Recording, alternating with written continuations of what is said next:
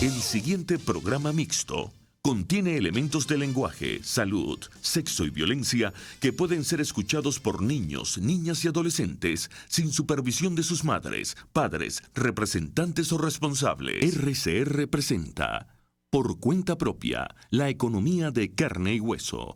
Una producción nacional independiente de Román Ibarra, certificado número 18140, para dar cumplimiento a la obligación impuesta por el artículo 14 de la Ley de Responsabilidad Social. Formación, cultura productiva, trabajadores. ¿Quiénes son los emprendedores? RCR presenta Por Cuenta Propia, la economía de carne y hueso, con Rolando Padilla y Román Ibarra. Venezuela, ya estamos listos para comenzar el mejor programa de la radio y la televisión digital venezolana y latinoamericana. Por Cuenta Propia, la economía de carne y hueso, por aquí, por rcr750.com. Sí, señor, este programa, como ustedes saben, sale gracias a Dios, pero también gracias a que la gerencia general de la estación está dirigida por nuestro hermano y amigo Jaime Nestares. En la gerencia de producción está la superlinda Catherine Manzano. En los controles, como siempre, el tiburón mayor Alejandro Tobar. Sí, señor. En el estudio están nuestros amigos, hoy hay puro cuarto bate, Daniel Santolo, Alfredo Padilla y Gerardo Ari Poveda, puros galanes, no sé si de invierno o de otoño. Pero aprovecho para enviarles un saludo muy cariñoso y cordial a mis queridos compañeros y por supuesto a todo el público que se aproxima a nuestra transmisión por las distintas vías. Ustedes saben, la mensajería de la televisora digital, la mensajería del 3456 y el teléfono de la estación es el 482-9750 para sus preguntas y comentarios. Mi contacto por Twitter es @romanibarra y los compañeros en el estudio, por supuesto, ya les darán sus respectivas cuentas en Twitter, así como en las demás redes, en Instagram, por ejemplo. Aquí nos está saludando Carlos Silva desde Bogotá, Colombia. Un abrazo para Carlos y para todos quienes se suman a la transmisión. Bueno, muy bien, vamos a comenzar. El ambiente sigue estando muy caldeado en Venezuela porque el gobierno, que está en un momento muy duro, muy difícil, está, digamos, contra sus propias cuerdas, porque ellos se han dado con sus propias espuelas y la gente que ellos mismos encumbraron son los que han estado involucrados en actos de corrupción. Es decir, ahí no ha pasado nada que ellos no sepan, porque ellos tienen 24 años ininterrumpidos en el poder y lo que está pasando en PDVSA, ellos lo saben, lo intuyen y lo saben, porque no es la primera vez que ocurrió con Rafael Ramírez en los 12 años que dirigió PDVSA de la mano de Chávez, y en el caso actual del señor Tarek El Aissami, que por cierto han caído bajo la investigación de la Fiscalía al menos 55 personas vinculadas con la trama, excepto el señor Tarek El Aissami, o Aissami, como le dicen algunos. Entonces, ¿dónde está? ¿Dónde lo tienen? Si ese es el cabecilla de la trama, es precisamente quien tiene que dar la cara de primero y ya debería haber sido detenido, pero no sabemos nada de ese asunto y el fiscal tampoco responde al respecto. De modo que esto está muy, muy confuso. Hay que seguir auspiciando, por una parte, que el gobierno tenga éxito en la investigación que ha llevado adelante, pero que esto no se convierta en una purga para salir de unos cuantos en un momento de cierta delicadeza. No, que avancen de verdad en la investigación de los casos de corrupción que son muy profusos a lo largo de estos 24 años de gobierno, repito, de manera ininterrumpida. Es muy lamentable que mientras eso ocurre en el gobierno, en el seno de la sociedad, los trabajadores siguen padeciendo el drama de la inflación, el drama de la carencia de sus empleos y sus respectivos salarios, hasta el punto de que hoy la gente le resulta imposible acceder a la cobertura de los servicios básicos y también, por supuesto, de la alimentación y medicinas. No existen servicios públicos mínimamente decentes para el ejercicio de la vida de todos nuestros ciudadanos, y el gobierno entonces además agarra y dice que no tiene dinero. ¿Cómo que no va a tener dinero? Pero para la corrupción sí. Para las grandes fiestas y francachelas que montan algunos gobernadores en sus respectivos estados, contratando a unos artistas de la música que le gusta a un sector de la sociedad. A mí no me gusta el reggaetón, por ejemplo, me parece absolutamente deleznable, pero bueno, hay gente a la que le gusta. Entonces el gobernador de uno de los estados centrales se trae a un artista internacional, le pagan una fortuna, pero no hay hospitales, las mujeres paren en el piso, no hay carreteras, no hay vialidad, no hay empleo para los trabajadores y mucho menos salario. Ese tipo de cosas, ese tipo de distorsiones son las que hay que corregir. Ahora, aquí por lo menos nosotros, o por lo menos quien les habla, en ningún caso está invocando ni violencia, ni venganzas, ni odios. Muy por el contrario, hemos estado propiciando durante años la necesidad de entendernos todos. Cuando digo todos, es todos. Entendernos para discutir, para negociar, para llegar a acuerdos que nos permitan avanzar en un país que, por cierto, lo tiene todo, se lo merece todo y ha sido absolutamente golpeado, absolutamente proscrito y olvidado a lo largo del tiempo. Entonces ya es hora de corregir ese tipo de entuertos, y para ello no es la voluntad de una sola persona ni de un solo grupo, es la voluntad de todos los venezolanos, previa discusión, previo acuerdo, previa negociación, exactamente para dilucidar los asuntos sobre los cuales tenemos que cabalgar para que el país pueda progresar, avanzar y crear las condiciones de vida para todos, condiciones para todos. De modo que aquí no auspiciamos ni odios, ni venganzas, ni persecuciones. Lo que queremos es que los asuntos que son de la justicia corresponden entonces a la justicia. Ojalá que alcancemos grados de autonomía, profesionalismo e independencia para que la justicia sea, valga la redundancia, justa, y no una justicia al servicio de ningún sector de la sociedad, que por cierto, hoy hace lo que le da la gana, y tenemos el Poder Judicial que tenemos gracias a que la oposición abandonó esos espacios de la Asamblea Nacional donde se eligen el Tribunal Supremo de Justicia, la Contraloría General de la República, la Fiscalía General de la República, la Defensoría del Pueblo y el CNE, nada más y nada menos. Entonces, esa lloradera que después cargan algunos, que el CNE es maluco, que el TSJ es maluco, bueno, eso es culpa de quién, solamente del gobierno o también de la oposición que la abandonó. Es culpa de los dos. Las sociedades que aspiran a la democracia tienen pesos y contrapesos. Si el gobierno marcha hacia adelante con su única voluntad, sin contrapesos, no solamente va a pasar lo de PDVSA, va a pasar un sinfín de cosas más. Eso hay que frenarlo. Frenarlo no a golpe, frenarlo no con payasadas, no. Frenarlo con voluntad política, con la construcción de un músculo social y político que le permita a la sociedad tener un contrapoder, precisamente para evitar los desafueros y los abusos de poder que en este caso se han multiplicado N veces. Bueno, aprender de los errores para no volver a cometerlos.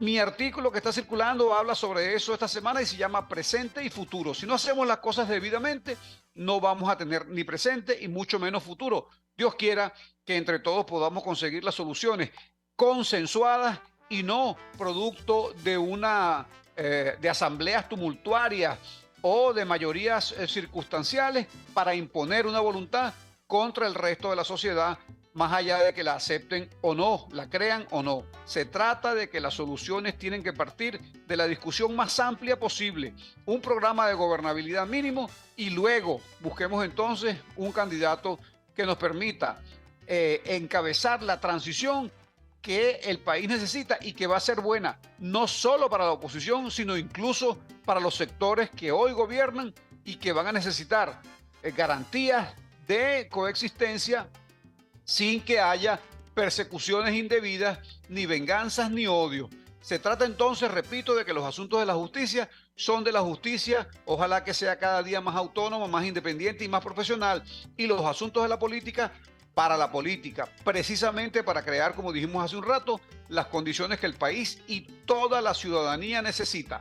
Un saludo muy cordial para todos ustedes que se aproximan a la transmisión y le doy la más cordial bienvenida a mis compañeros Gerardo Lipo Veda, Alfredo Padilla y Daniel Santolo, a quienes les doy el testigo de inmediato para que nos den su opinión acerca de este y otros tantos asuntos que están por discutirse en nuestro programa y en nuestro país. Un abrazo muy grande para todos, que Dios los bendiga, sean todos bienvenidos a su programa favorito de todos los fines de semana por cuenta propia, la economía de carne y hueso. Alfredo. Bueno, muchas gracias, Román, por darnos el testigo, y quédate ahí para que sea testimonio de lo que vamos a comentar. Mucho cuidado. Estoy escuchando. No, muy agradecido por tus palabras. Un gran saludo a nuestra audiencia. Esto es una constante labor, un esfuerzo que agradecemos muchísimo, que la gente nos sintonice, y por supuesto tanto a Daniel como a Gerardo el que puedan estar acá toda la semana. Bueno, sí, ciertamente, para agarrar cualquiera de los temas que has comentado, hay muchos. Ese tema de la abstención y su efecto de no propiciar contrapeso al abuso de poder, porque ciertamente el abuso de poder, mientras menos contrapeso existe, si no hay ninguno mejor, se hará siempre mayor ese abuso de poder. Y el contrapeso no es necesariamente una porción enorme de presencia en los poderes públicos, especialmente en la Asamblea Nacional. Incluso una presencia disminuida porque electoralmente no le permitió tener mayor participación al componente opositor, siempre será muy útil. Yo nada más quiero recordar que en los años 60 en adelante, un periodo en el que las izquierdas en Venezuela tomaron el camino insurreccional, una cosa absolutamente errática, se producían, como es natural, persecuciones, autodetención, represión a los grupos de violencia insurreccionales, etcétera, y también excesos policiales, maltratos, torturas, desapariciones, y poca presencia había en el Parlamento de la época para que no se desproporcionara la política policial o la represiva del Estado y no excediera más allá de lo que la ley le permitía y toleraba, porque la tortura y la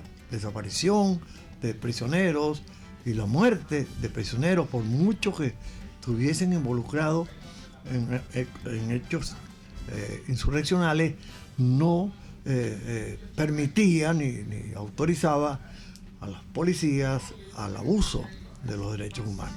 Bueno, y la presencia de José Vicente Rangel en la Comisión de Política Interior y de algunos que otros diputados distintos a los del gobierno le salvó la vida a muchísima gente. Casi lo digo como testimonio personal.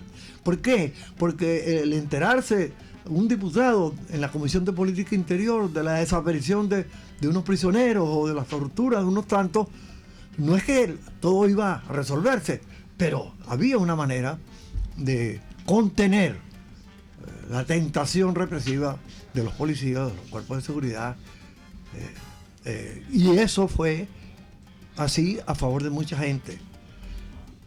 Entonces, estar presente, tener un miembro en el Consejo Electoral, tener presencia, así sea mínima, en el Tribunal Supremo de Justicia como consecuencia de la proporcionalidad de fuerzas políticas que logran participación en procesos electorales, tiene un enorme valor.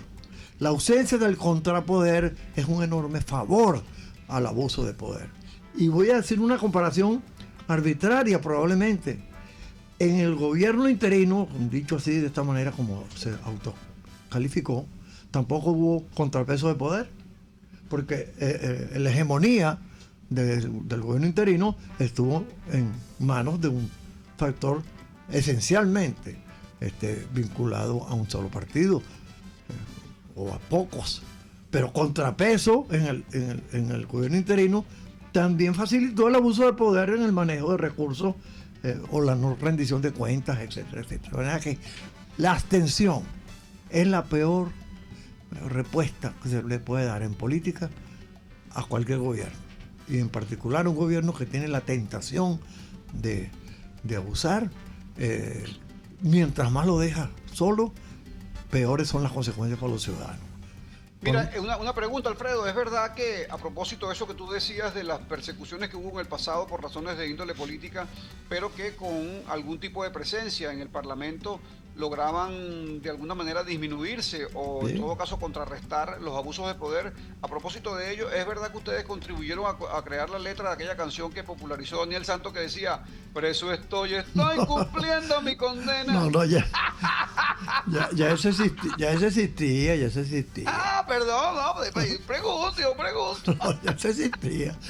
Bueno, pero es que, por supuesto que en medio de un desafío insurreccional es incontrolable todo lo que ocurre, porque cuando la gente termina en un campamento antiguerrillero, cualquier cosa puede pasar. Es decir, es una guerra por muy... no hay guerra que son suaves. Pues. Sí, eso no existe. Ahora, vinimos entonces fue a la realidad de una participación en una circunstancia de política electoral pacífica, que era la que teníamos que mantener, la que nos permitió en el 2015 llegar a donde llegamos.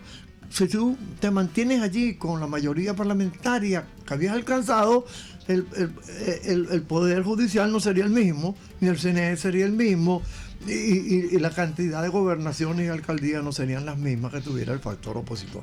De manera que este es el aprendizaje mayor, digamos así, que yo concluyo sobre esta materia. No sé, Daniel y Gerardo Lee, y cómo podemos encauzar la confianza de nuevo en que por allí es donde deben andar las cosas. Bueno, Padilla, Román y Ali, gracias por la compañía y la práctica educativa política. Y bueno, y saludos a todos nuestros oyentes. Estamos saliendo ya de Semana Santa. Este año me decía ayer... televidente.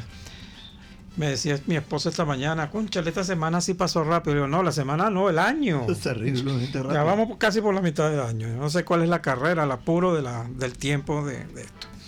Mira, Román, para que uno se ponga más viejo. No sé si... No, nosotros al contrario, que es pura juventud. Así es. Ahora lo llaman juventud prolongada. No, prolongada y abusiva. Mira, de verdad yo por lo menos a veces me arrepiento. Y me hago un mea culpa, ¿no? Cuando yo estuve en una organización política que enfrentó a la Cuarta, con mucha fuerza, desde el Parlamento, por cierto, Padilla. Sí, cierto. La denuncia era una herramienta muy fuerte. Claro, tú te enterabas de un hecho de ese tipo, inmediatamente denunciabas, hacías bulla, ibas a los medios, y eso controlaba en parte el abuso de poder de quienes en ese momento ostentaban el poder. Pero bueno, entramos en un periodo muy gris de la política venezolana, con todo lo que uno pudo haber criticado a la Cuarta República. Yo tengo la raya de ser opositor perenne, opositor en la Cuarta, opositor en la Quinta, y creo que voy a ser opositor en la Sexta también. Pero bueno, se han cometido muchos errores. Hace 2 días escribió el excelente historiador Pedro Benítez, un artículo sobre lo que sucedió en abril del 2002. Bueno, y de ahí empezaron nuestros problemas. Pues. Empezaron el apuro por quebrar la institución democrática. Fuimos cometiendo errores tras errores, 2002, 2004, 2005, que creo que fue uno de los más grandes errores, donde creyendo que abandonando la política y las instancias políticas, bueno, íbamos a salir de esta situación. Bueno, muy por el contrario, un gobierno autoritario con pretensiones hegemónicas vio eso una facilidad increíble. Le regalaste la Asamblea Nacional en el 2005. Claro. ¿Qué hizo el gobierno? Ni corto ni perezoso.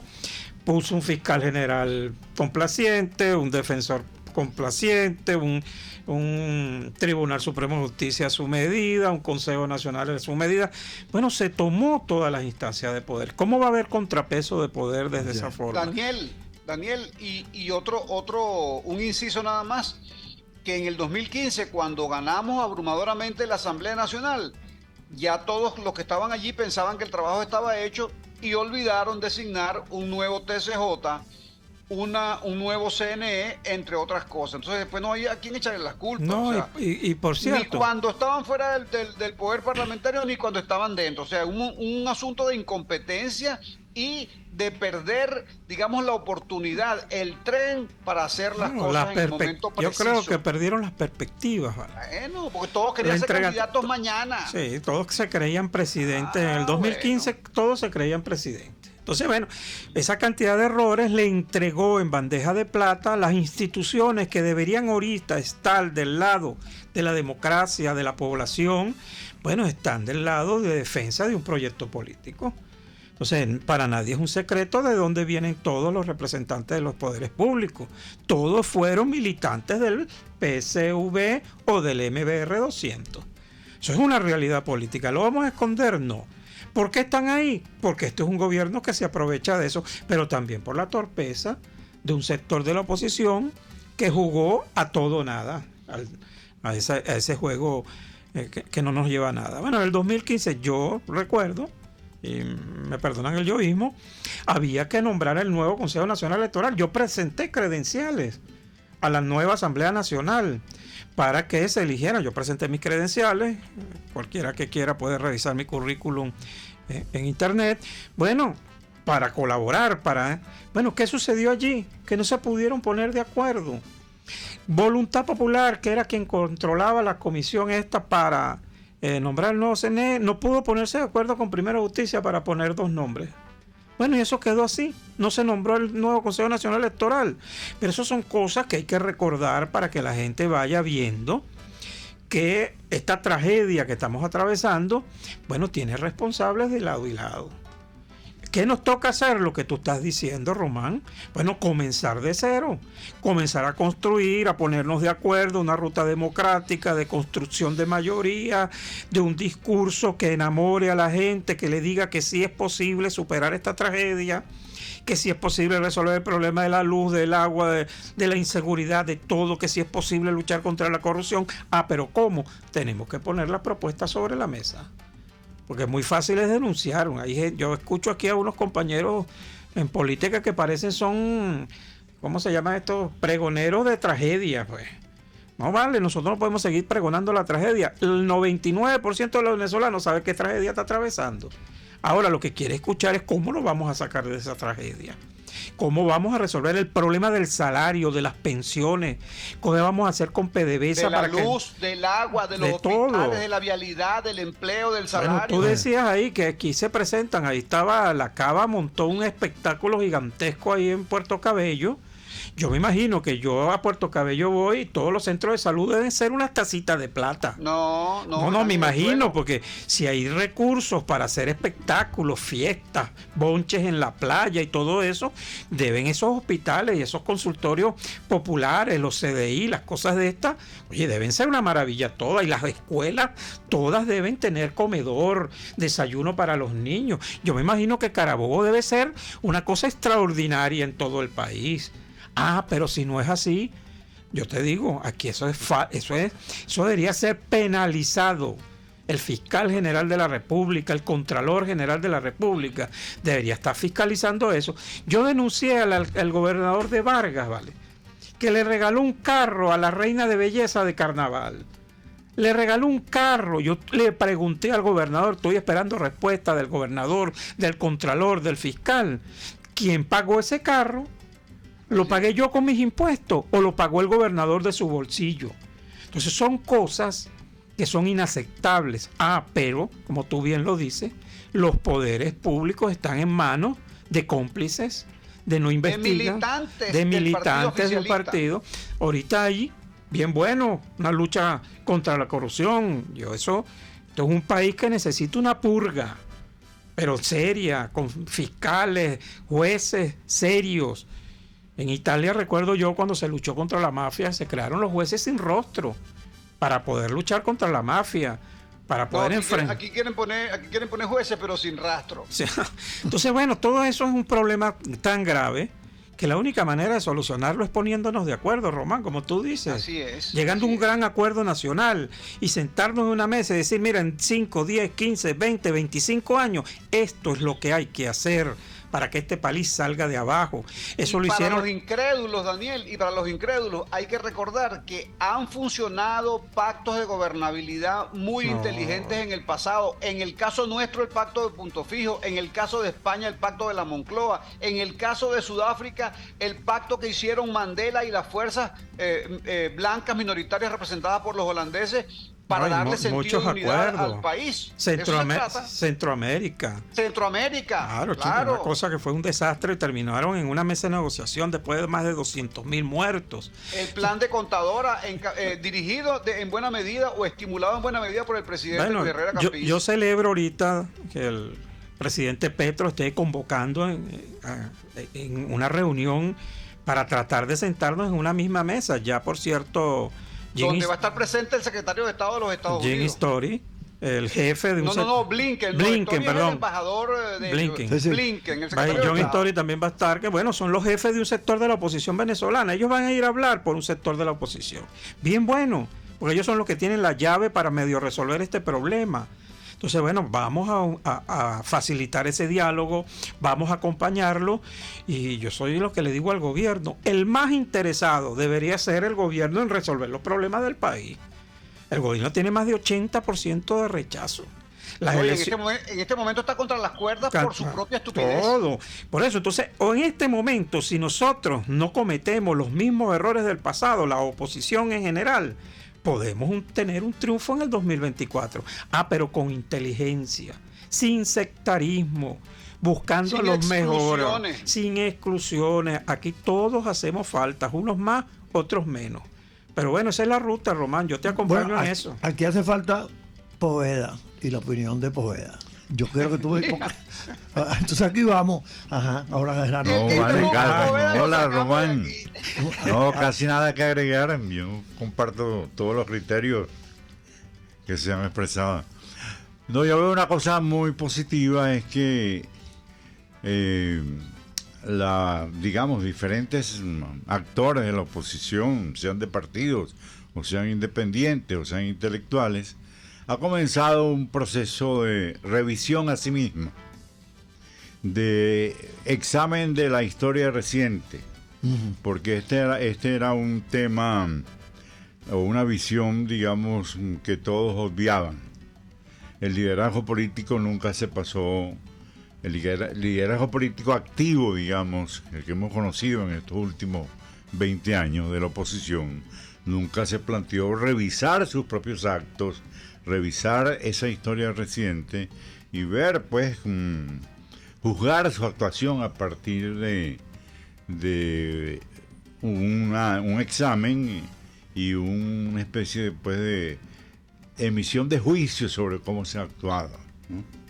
Y si se ha acertado táctica o estratégicamente en todo este tiempo y hasta qué punto es corresponsable de una porción muy importante de la situación actual. Hemos llegado a esta situación producto de tales y cuales, digamos, actuaciones que no fueron correctas o otras fueron correctas. Hemos estado cerca de algunos momentos de tener éxito, como esas oportunidades se han desperdiciado. La óptica que ha privado en esos momentos ha sido absolutamente desacertada. Entonces yo veo le atribuyo mucha importancia, le doy mucha importancia a este periodo de reexamen y reevaluación de la propia actuación de la oposición, porque era un tema vedado. Sí, no se podía opinar sobre eso, pero fíjate que aún hay gente que vale la pena recordarle que cuando se ganó las elecciones en el 2015 y se tuvo mayoría en 2/3 partes de la composición de la Asamblea, Mira, Alfredo, perdona que te interrumpa, pero me están diciendo de los controles que tenemos que ir por un instante a los mejores comerciales de la radio y la televisión digital venezolana. Magnífico, enseguida claro. Estamos de vuelta. Alejandro, llévatelo. Les estamos presentando Por Cuenta Propia, la economía de carne y hueso, por RCR 750 AM. Puedes seguirnos en nuestras redes sociales. En Twitter, @RCR750, la radio que se ve. Ante el agobio diario, siempre se agradece una pausa. De lunes a viernes, Verónica Oliveros te trae un cafecito para el alma en Sin Estrés, la revista radial de Radio Caracas Radio, con música, cultura, salud, emprendimiento, terapia, astrología y más. Cada tarde a las 3 nos ponemos en modo Sin Estrés por RCR, la radio que se ve. Hola, les saluda Mónica Popo y los invito a acompañarnos a Diafragma 5.6 Radio, la fotografía que tú escuchas, el único programa de radio dedicado para la fotografía y los fotógrafos.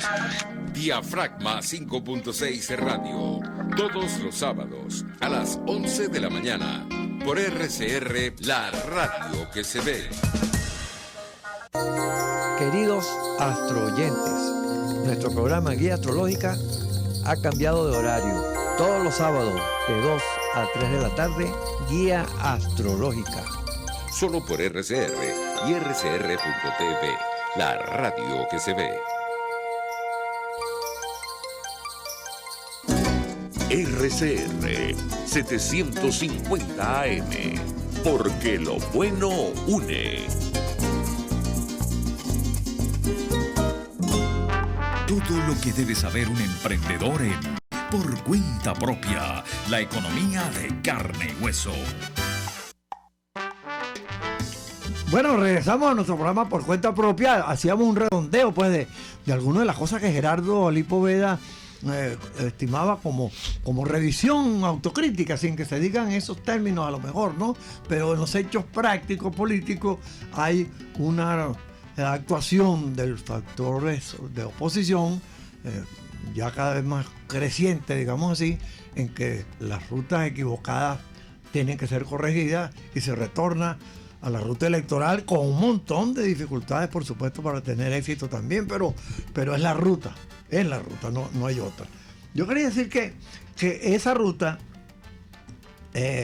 creó una sensación de victoria irreversible, digamos así en estos términos, en el 2015, cuando la oposición ganó las 2/3 partes de la Asamblea Nacional. Pero, como decía Daniel Santolo, por haber abandonado la participación en las elecciones parlamentarias de 2005, el gobierno de entonces, la Asamblea Nacional de entonces, nombró un poder judicial en extensión de tiempo suficiente como para disminuir la victoria del 2015 mediante la eliminación de la representación de unos parlamentarios indígenas. Es decir, el gobierno dijo, ustedes no tienen la mayoría calificada porque hay unos 3 que fueron electos irregularmente. Y en lugar de entender que esa era una provocación del gobierno, caíste en la provocación. Caíste en la provocación, te juramentaste con unos diputados cuestionados por el Tribunal Supremo de Justicia y entraste en una ruta que llaman el desacato. Entonces todo lo que hacía la Asamblea, claro, y todo lo que hacía la Asamblea Nacional era declarado desacato por el Tribunal Supremo de Justicia. En lugar de haber apelado a la lucha social y electoral de la población indígena afectada en su derecho a estar representada y poner al gobierno contra la pared con la población indígena que no tenía representación por la sentencia del Tribunal Supremo de Justicia, y decirle al TCJ y al CNE, convoque la elección que facilite el derecho que tiene la población indígena de estar representada en la Asamblea. Mientras tanto, no juramentarse con la representación indígena, porque lo que quería el gobierno era precisamente lo que se le facilitó.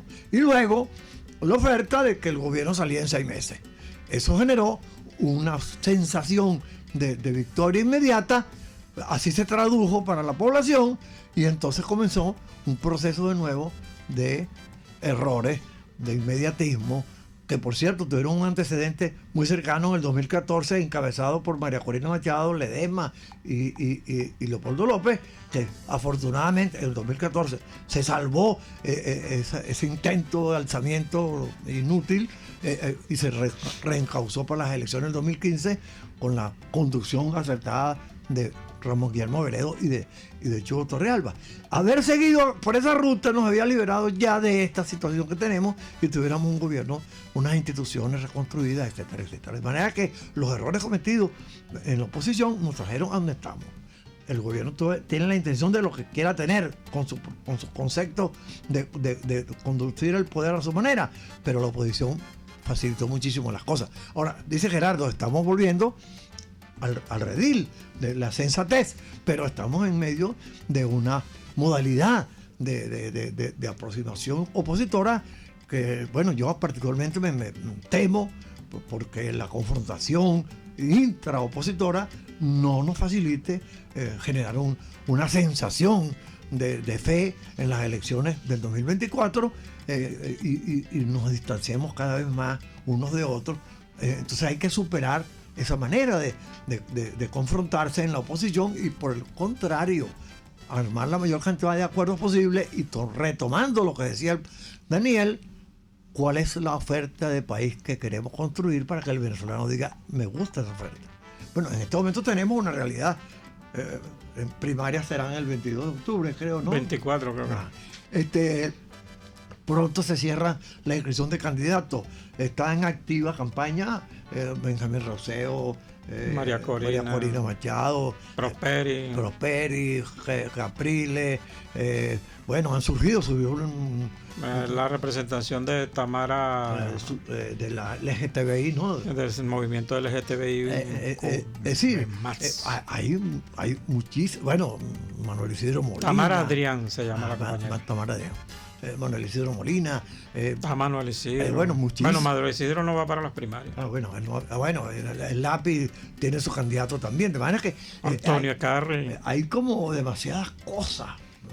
Pero yo voy a meterme ahí para que pelee conmigo. No.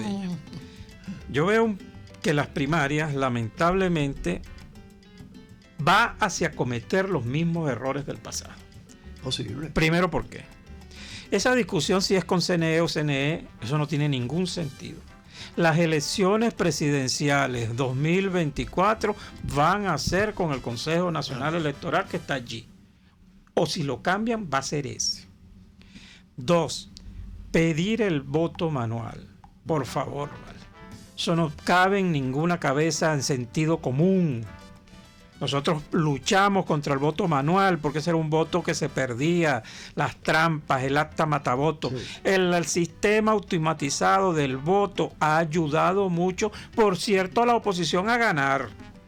Porque aquí se han ganado gobernaciones, alcaldías, asambleas, sin tener ni siquiera los testigos completos. Las máquinas nos cuidan los votos. Y eso lo repito yo donde vaya. Otra cosa grave. Se saca el ejemplo de Andrés Velázquez en Bolívar. 3 actas que nunca aparecieron porque eran manuales. Eran manuales. Manuales. Las actas que no aparecieron y después aparecieron forjadas eran manuales. ¿Y por qué no lo dicen? Porque siguen con el cuento del fraude y la mamadera de gallo de la abstención. El propio Manuel Velázquez debería decir, bueno, pero Andrés Velázquez. No voy a hablar porque yo aprecio mucho a Andrés, sí, bueno, compañero de ruta de toda la vida. Pero para aclarar los caminos, digamos. Sí, bueno, ahora es candidato, por cierto, a las primarias. Sí. Se te olvidó de nombrar a Andrés Velázquez. Andrés Velázquez, candidato a las primarias. O sea, eso es con lo que uno no entiende. No, bueno, mejor me callo. Sigo. La violación del derecho constitucional del voto del venezolano en el exterior. Yo estoy consciente que eso es violatorio al derecho político del venezolano que tuvo que irse del país por cualquier razón o motivo. Ahora, hay posibilidades de hacer un registro, como está proponiendo esta comisión electoral, paralelo. Ajá, ¿y qué sentido tiene eso si entonces después esos venezolanos, que ponte tú, voten 3 millones de venezolanos en el exterior, después no puedan votar en las elecciones presidenciales? Eligen el candidato, pero no pueden votar por él después. Entonces, cónchale, vale. Otra menudencia. Si es electo un candidato en esas primarias inhabilitado, Lo escoge el gobierno porque entonces el gobierno va a decir, este no. este lo inhabilito, esto lo habilito. Estamos dejando en manos del gobierno la decisión del candidato de la oposición, de ese sector. Entonces, frente a ese cuadro, cónchale, vale, yo le pido de verdad a los compañeros de ruta del G4, a la comisión electoral, al doctor Casal, que lo escuché diciendo que no importa si ganaba un inhabilitado, porque él después hablaba con el gobierno. ¿Ustedes creen que si el gobierno ve en riesgo la pérdida del poder por un candidato inhabilitado, lo va a habilitar? Eso es de inocencia supina, diría un amigo de Alfredo Padilla. Entonces, bajo ese cuadro, estamos nuevamente vendiéndole falsas expectativas a un sector de la oposición, cónchale, que quiere salir de esta tragedia. Entonces yo creo que llegó el momento de hablarle claro a la gente. Los candidatos inhabilitados tienen que entender que o resuelven la inhabilitación antes del 24 de octubre o, cónchale, vale, cede el espacio para que vaya otro. Eso es una cosa de conciencia. Yo no me puedo meter en la cabeza que yo soy candidato eterno, ¿vale? Es decir, si yo no soy candidato, no hay elecciones. Así piensan algunos. Y veamos el panorama, Padilla. Tú me vas a perdonar. Y los compañeros que me escuchan, las compañeras. Escúchale, yo estoy viendo un déjà vu. Yo estoy viendo los mismos actores de toda la vida cometiendo los mismos errores de toda la vida. O sea, cónchale, eso hay que denunciarlo, ¿vale? En este momento, Venezuela necesita una transición seria, democrática, conciliada. Y eso pasa simple y llanamente por ponernos de acuerdo. Que la gente dice que se van a sentar la cúpula a decidir. Sí, la cúpula partidista seria de este país, las direcciones políticas deben sentarse en una mesa y ver cuál es el mejor camino para derrotar al gobierno. Ese que llevamos ahorita me preocupa porque creo que no es el camino para derrotar al gobierno. ¿Cómo lo ves tú, Gerardo? No, bastante cerca de la visión. Aproximado.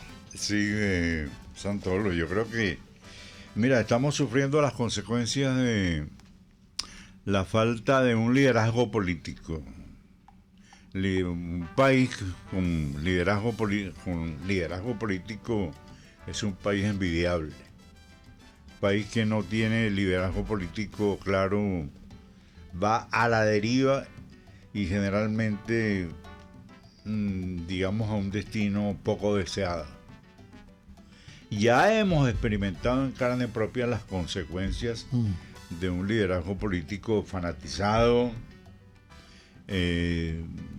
con una visión corta, pues, del asunto, de los asuntos de la política contemporánea, que son tan complejos, porque, bueno, el mundo también está muy complicado, y entonces si usted encima de eso tiene unos líderes políticos que no evalúan bien la situación, que se aferran, digamos, a expectativas de tan egoístas, ¿no? Como ser candidato perennemente, no aflojar el partido, bueno, menudencias. Y entonces es un país cuyo destino es muy poco, digamos, muy poco pegado a la prosperidad y a la prosperidad de todos los venezolanos. ¿Por qué? Porque sigue privando, pues, en la gestión de gobierno una óptica minúscula, fanatizada, sectaria, que ve, digamos, su desenvolvimiento en el mundo complejo internacional, probablemente aferrado a una sola visión. Y entonces, bueno, veamos en carne propia cuál es la situación objetiva, pues, de las condiciones materiales de vida de los venezolanos: poco empleo, salarios bajísimos, insólitos, hambre por todos lados, 7 millones fuera del país. Ya eso sería un síntoma suficiente para ver la segunda migración después de Siria, ¿sí? Venezuela. Esta es una migración que no ha habido guerra, pero es una migración comparada a una guerra. Pero además, el bono demográfico que se ha ido es de una fuerza productiva que no la tenemos ahora en Venezuela, que está en los países de destino. Y Bueno, aquí la vejez y la infancia en situaciones precarias. Bueno, y teniendo un producto como el petróleo que ahorita tiene mercado Así es. en Europa y en muchos otros países, en los mismos Estados Unidos, sin embargo no se puede satisfacer. Por eso la ese importancia mercado. de ponernos de acuerdo. Exacto, digamos, frente a esas, estamos sufriendo en carne propia las consecuencias de la falta de un liderazgo político claro, venezonalista, patriótico. venezonalista, de convicciones, como el que surgió en el año 28, hay que decirlo. Un liderazgo político que estaba por encima de la visión de cualquier venezolano promedio. De las pequeñeces también. Sí, ¿vale? de las pequeñeces. Y en este momento tenemos un liderazgo político tanto en ambos lados, gobierno y oposición, que es un liderazgo político que no responde a las expectativas de este siglo, De la gran mayoría de la población. de la gran mayoría de la población, y de un desenvolvimiento con soltura ¿cómo se llama? En el globo, porque Pero la economía es global, los asuntos políticos son globales, te terminas al servicio de una potencia o de otro agrupamiento, es complicado. Claro, lo que no se explica uno es que ese liderazgo político tiene una composición mixta. Sí. Líderes de cierta trayectoria por su edad, como es el caso de Henry Ramos y algunos otros pues, de Acción Democrática, y un liderazgo de una generación más reciente, pero ambos coinciden en los errores. Por complacencia. Se ponen de acuerdo para equivocarse. Es impresionante. ¿Cómo es posible que personas inexpertas, con una pasión de por medio, con mucho esfuerzo y sacrificio, nos conduzcan, a pesar de ello, a errores?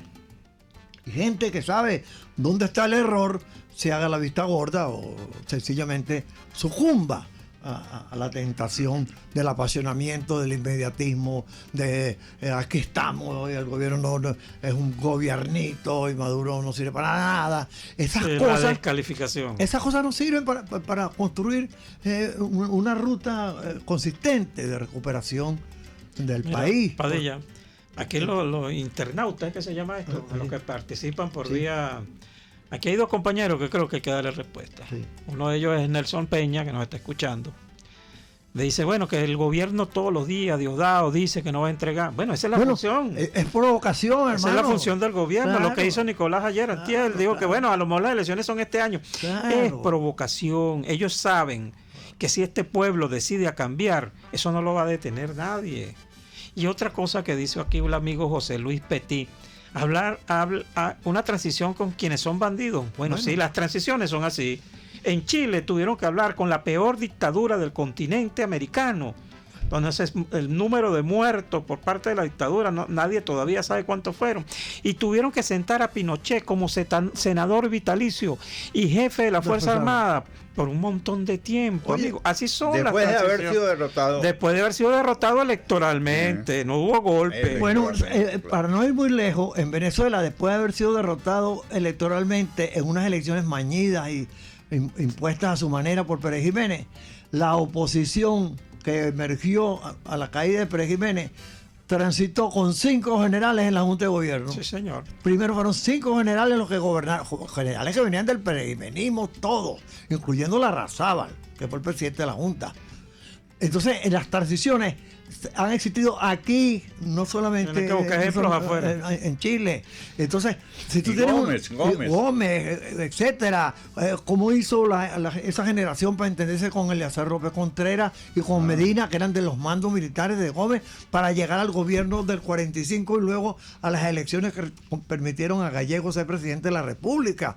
Ahí hubo acuerdos entre salientes de gobiernos autoritarios y dirigentes de la democracia, tratando de que ese curso tuviera éxito. Bueno, en el 50, es más, mira, con Gómez, efectivamente, después de 10 años, porque muere Gómez en el 35, ajá, Y entonces viene el gobierno de López Contreras, el gobierno de Medina, y 10 años después fue que pudo haber un gobierno distinto al gomecismo. Pero además había un acuerdo para tener un gobernante común. Sí, sí. Candidato común. Un candidato común que desafortunadamente murió, y entonces, bueno, se complicaron Sí, las pero es que cosas. todas las salidas políticas son de ese Exacto. tipo, son negociadas. ¿Y con quién vas a negociar? Con Bueno, el contrario. Bueno, pero en el caso del gomecismo se iba a llegar a un acuerdo los demócratas y los gomecistas para tener Pero un yo voy a solo decir candidato. una cosa aquí, a lo mejor me van a crucificar. Ojalá nos pudiésemos poner de acuerdo, gobierno de oposición, por un candidato de transición. Pero bueno, mira tú, Ajá. lo ocurrido en España. Oye, después de una guerra civil, Sí, una donde se cosa horrorosa. mataron, pero de lado y lado, del franquismo y del lado de la Bueno, izquierda. como las guerras federales aquí. Y la izquierda española, hubo un acuerdo para un gobierno de transición, Adolfo Suárez, y luego vinieron elecciones y Felipe González ganó las elecciones, que era un representante del Partido Socialista Español. Ese fue uno de los mejores presidentes de España. Entonces hubo un proceso de transición después de una guerra civil que dejó muertos Más de un millón de muertos. y culpables de lado y lado. No era cualquier cosa lo que había ocurrido en España. Pero bueno, había que salvar España. Y la única manera de salvar España era poniéndose de acuerdo aquellos que se habían matado, aquellos que habían confrontado con armas mutuamente, ponerse de acuerdo en un gobierno de transición, después de muerto Franco, para ir a un proceso. Y hubo un pacto político y un pacto social y económico, el pacto de la Moncloa y el pacto de Toledo. ¿Cuántos intentos de golpe? Y hay que decirlo, en España hay algunos que quieren revivir esas viejas Las viejas esas consignas viejas de odio. Bueno, esperemos que No, ¿Cuántos minoritaria. golpes? Tú que sabes más de eso que yo, Poveda, ¿cuántos golpes de Estado resistió Rómulo Betancourt? Bueno, Uf. mira, el alzamiento de La Guaira, el carupanazo, el porteñazo, el barcelonazo, el atentado, atentado a los su vida próceres. de los próceres, los intentos insurreccionales de finales de los 60, la guerrilla que se No la tuvo fácil. Esa transición fue una cosa de verdad, fue y solo pudo transitarse por el acuerdo entre élites claro, políticas. porque el acuerdo era entre URD, COPEI y Acción Democrática, para mantener la democracia. y los sectores económicos y sindicales, de que la democracia se mantenía por encima de las diferencias. Y un sector Y militar. también. URD cerdo. URD rompió el pacto. Después. Pero mientras tanto, URD fue soporte de ese compromiso Por eso, el democrático. que crea que las transiciones también son una cosa así de Disney World, una cosa de esas, no. Las transiciones son duras y hay que tragar grueso y hay que sentarse con aquel, como hizo Mandela, a comer con su carcelario. Así fue. Hay que Mandela, sentarse. que venía de la lucha armada, Se dio cuenta que por ahí no era. fue hecho preso 27 años. 27 años porque también era jefe de la insurrección armada. Era exactamente. Y después, bueno, llegó a la convicción De que por ahí no era. que por ahí no era. Tantos muertos. Yo por tuve todo la eso. oportunidad de conocer dirigentes de ese partido cuando Mandela estaba preso. Y estaban revisando su política. Y como Venezuela, en el Partido Comunista de entonces, se había pasado a la lucha pacífica, tuve la oportunidad de conversar con muchos de ellos. De ayudarlos a ese Sí, a la tránsito. rectificación, sí que eso, la valentía política obliga a la rectificación. Oye, a reconocer los errores. No, y además quiero decir lo siguiente, esto no quiere decir que los muchachos que se arriesgaron a trancar las calles, que son malos, que el son esfuerzo malos. que hace Guaidó no sea una cosa reconocible Pero, pero el tema es la calidad, la eficacia política. porque la valentía personal hay que admitirla y reconocerla, la misma que tuvo también Teodoro Pejó, El Pompilio voluntarismo, el Márquez, voluntarismo. de haberse embarcado en esto, pero la valentía política para corregir, para admitir que por ahí no es, esa es la que se necesita ahorita, valentía política, porque la manera de recuperar la confianza de los ciudadanos es diciéndole, lo intentamos, no pudimos, por ahí no era, nos equivocamos, por aquí estamos, aquí seguimos intentando hacer las cosas. Pero Y hay que lo vamos decirlo a hacer claramente diferente y mejor. Esa y es la decirlo idea. con toda claridad. No sé si no hay es manera de... ¿no será la edad que nos tiene así, Padilla? No, es buena experiencia política, que eso también, bueno, se quiere con el tiempo, no crea. Sí, no es fácil. No es fácil, pero bueno, es que del error se aprende mucho. Por supuesto. Y si Por usted ahí leí lee, una frase que este señor que inventó el bombillo, ese me fue el nombre. Sí. Benjamin Franklin, no. Franklin, Franklin, algo Franklin. me perdona la audiencia. No de Lano. No, esa no. Que él dice que él no, en un intento no inventó la luz, el bombillo, sino fueron 45.000 casos fallidos para llegar a inventar el bombillo. Entonces, los errores también ayudan a perfeccionar la luz. Si lo que vemos con cierto descorazonamiento. Sí, con dolor en el corazón, es que el liderazgo político no luce idóneo para manejar esta situación difícil hacia estas condiciones, hacia una situación de victoria. Tomás Alva Edison. En el inmediato, en los próximos desenlaces políticos del país, digamos, no luce ese liderazgo político idóneo para una victoria. Hay personalidades, hay gente muy representativa también, más allá del liderazgo activo, en ejercicio, que también hay que mirar hacia allá. Hay personalidades que pueden ser opciones en un momento dado.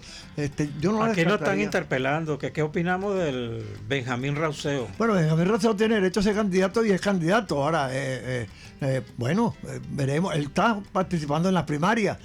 Habrá gente de mejor calidad probablemente para otros, así que habrá que esperar un poco. Cosa de gusto y preferencia. Pero te digo que necesitamos a alguien que tenga... En este momento el país necesita mayor seriedad y calidad política. Ok, vamos a unos compromisos comerciales y ya regresamos en los próximos momentos con Por Cuenta Propia, la economía de carne y hueso. Les estamos presentando Por Cuenta Propia, la economía de carne y hueso, por RCR 750 AM. RCR 750 AM. Porque lo bueno une. Ellos sí que no saben nada. Y así nos va. El espacio donde se tocan los temas más candentes de interés político y nacional. Y así nos va.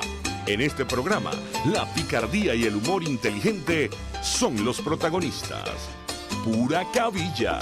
Lara y Hernández descosen y revelan los secretos más oscuros del acontecer político. Y así nos va. De lunes a viernes a las 4 de la tarde. Por RCR 750 AM. Desde los sectores populares del país se escucha una clara señal. Es el radar de los barrios. Evelyn Martínez y la Red de Ciudadanos le invitan a identificar amenazas, ubicar soluciones y hacer seguimiento eficiente a las problemáticas de cada sector. Un espacio contra la polarización donde se construye de abajo hacia arriba y de adentro hacia afuera. El radar de los barrios, de lunes a viernes, a partir de las 10 de la mañana, solo por RCR 750 AM. Cómo prevenir enfermedades, cómo actuar en casos de emergencias médicas, cómo mantener una buena calidad de vida. Todas estas interrogantes tienen su respuesta en RCR Salud. Todos los domingos, con el Dr. José Eduardo Troconis, comparte con nuestros oyentes notas de bienestar físico, salud mental y social para el buen desarrollo del ser humano. RCR Salud, todos los domingos a las 10 de la mañana, por RCR. Hola, les saluda Mónica Pupo y los invito a acompañarnos a Diafragma 5.6 Radio, la fotografía que tú escuchas, el único programa de radio dedicado para la fotografía y los fotógrafos. Diafragma 5.6 Radio, todos los sábados a las 11 de la mañana, por RCR, la radio que se ve. Hola, les saluda Alfredo Yuncosa y los invito a acompañarnos a Con Seguridad Radio, el programa pensado en la seguridad de los ciudadanos y las organizaciones. Con Seguridad Radio. Todos los sábados a las 12:30 de la tarde. Por rcr.tv, la radio que se ve. Queridos astroyentes, nuestro programa Guía Astrológica ha cambiado de horario. Todos los sábados de 2 a 3 de la tarde, Guía Astrológica. Solo por RCR y RCR.tv, la radio que se ve.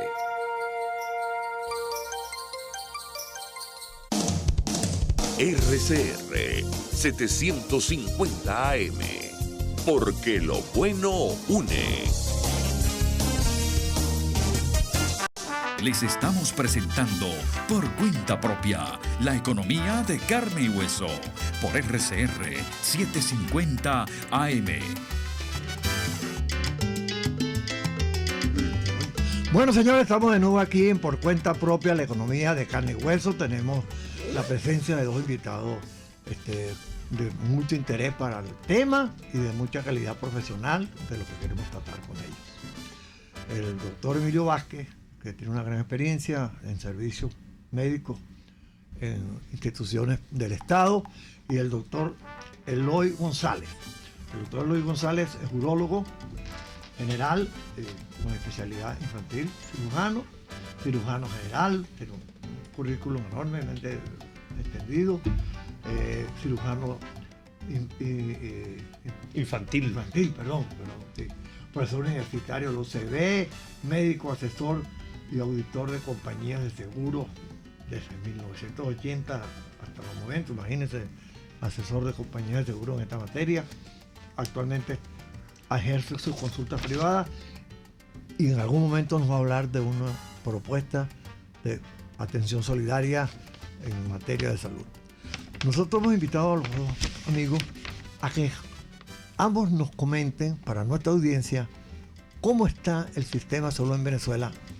Obviamente mal, en qué condiciones y qué cosas debería hacerse para recuperar esa necesidad vital que es la salud. Bueno, ¿quién de los dos? Bueno, buenos días. Mucho gusto por la invitación y esperemos que nuestras palabras sean eficientes de todos ustedes. En cuanto a su primera pregunta o primera inclinación, sí, la asistencia pública en Venezuela está muy mal. En este momento, yo estuve trabajando en el Hospital Vargas de Caracas hasta el año 93. Y decidí retirarme porque yo decía, pero bueno, ¿qué estamos haciendo aquí? Estamos dando una serie de principios que los muchachos que salen de aquí no pueden cumplir. Y en este momento, en este momento están peor. Los hospitales están en muy mala calidad. Yo no creo que sea mala fe, sino simplemente es una falta de tener una buena política de salud hacia nuestro pueblo. Eso ha hecho que muchos de nuestros pacientes no tengan asistencia médica, sobre todo desde el punto de vista de los señores jubilados y pensionados. El cálculo que se hace en Venezuela es que más o menos el 4% de la población venezolana es pensionada y jubilado que vive de su pensión. Entonces imagínense vivir sobrevive. Imagínense vivir de una pensión de 130 bolívares cuando una consulta vale $100. Entonces, nuestra inclinación con Vázquez fue, hablando varias veces de todo esto, chicos, vamos a ver qué hacemos, a ver cómo ayudamos a esta gente que está en tan malas condiciones. Y se nos ocurrió un emprendimiento que consiste en informar a nuestros afiliados de todos los institutos que Vázquez maneja, que podemos ofrecerle un servicio de atención médica privada de buena calidad a un precio razonable. No es gratis porque tenemos que tener muchos costos, pero por ejemplo, hacerle un descuento de un 50-60% por consulta. Eso es lo que estamos intentando. Van a nuestro consultorio, nosotros somos un grupo de médicos, yo represento un grupo de médicos grande, de varias especialidades, desde dermatólogos hasta especialistas en mama y traumatólogos. Cardiólogos, medicina interna, oftalmólogos.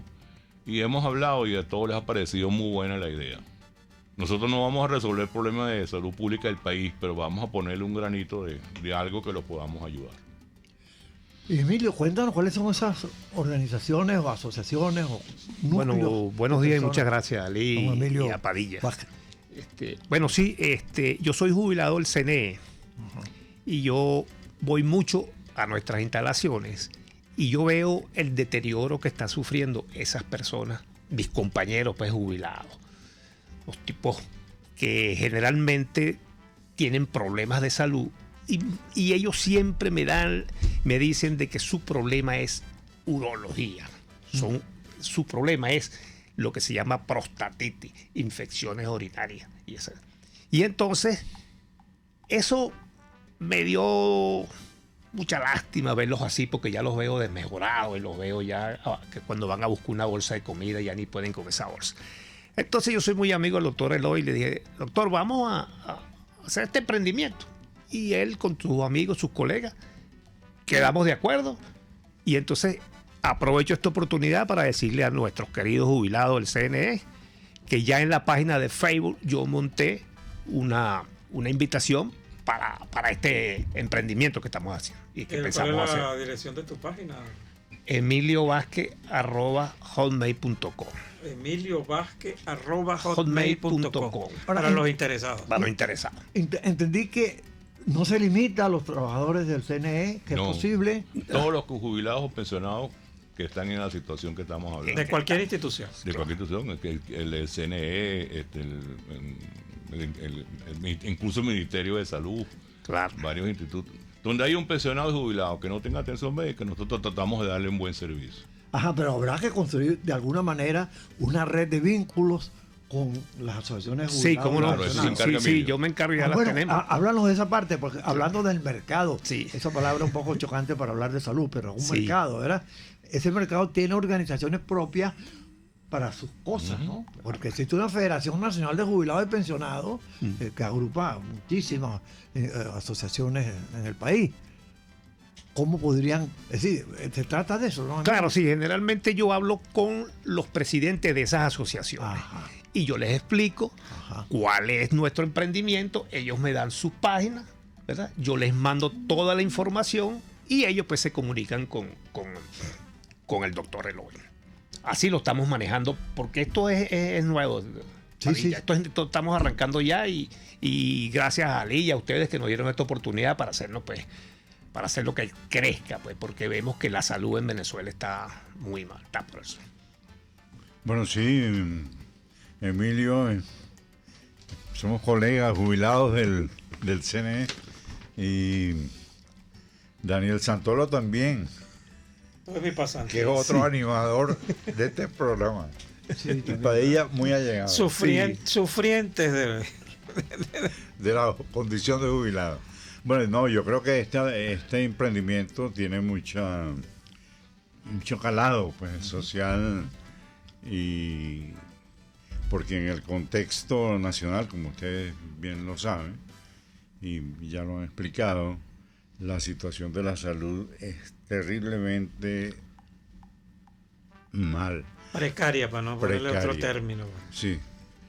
Cuando el mundo ha tomado conciencia de la importancia del médico a raíz de la pandemia, y los países tienden a favorecer más el situado, digamos, la parte del presupuesto que va destinado a salud, se ha incrementado de manera importante en los propios Estados Unidos, en Europa, en Japón, en China, probablemente en China. La importante es las instalaciones. Sí, Deben no, y estar- de la salud en general. Por eso, las instalaciones de salud. Porque también pues la humanidad puede ser sorprendida violentamente con la pandemia. Parece que viene una segunda. Por ahí. Sí. Están anunciando. Se habla mucho, bueno, he oído, usted probablemente con mayor propiedad podrá interpretar, pero el mundo de los virus se ha desatado, ¿cómo se llama? La complementariedad de unos virus con otros, el virus aprende, esquiva, digamos, sobremonta los efectos de algunos medicamentos, entonces es probable que los virus cada vez sean más agresivos. Uno piensa que se han hecho inteligentes. Exactamente. Se puede usar el Se han término. hecho inteligentes.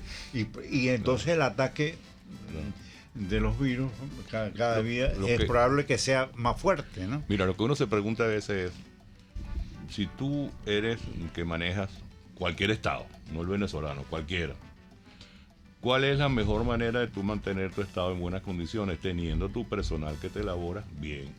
Si tú tienes una masa laboral sana, si tienes una masa ejecutiva sana, ese país funciona. Es como un carro que tú lo tienes en mínimo todo el tiempo, lo tienes bien entonadito. Entonces, eso es lo que uno no entiende. Pero bueno, ¿y por qué hay tanto real que hay en el mundo, chicos? ¿Por qué no lo aplicamos de manera más fehaciente a nuestra masa laboral, que al fin y al cabo es la que maneja un país? El país no lo manejan los políticos, los ejecutivos, lo manejan los obreros, lo manejan los empleados. Si tú no le das una buena asistencia, tienes una pata en una mesa rota. Ahora mire de lo que estamos hablando. En Venezuela hay 5.300.000 pensionados y jubilados que ganan esos precarios 130 bolívares. 130 bolívares. Es una condena a muerte en temas de salud el que eso no tenga servicios. Es decir, lo voy a decir en otros términos, un servicio de esta naturaleza en la medida de lo posible, que pueda ser lo más accesible a esa población, es un acto realmente de una generosidad inmensa. Es decir, estas federaciones de jubilados y pensionados y otras que hay, no solamente las que me refiero que dirige Emilio Lozada, sino otras que Luis Cano y otros amigos tienen también, agrupan a esa enorme población.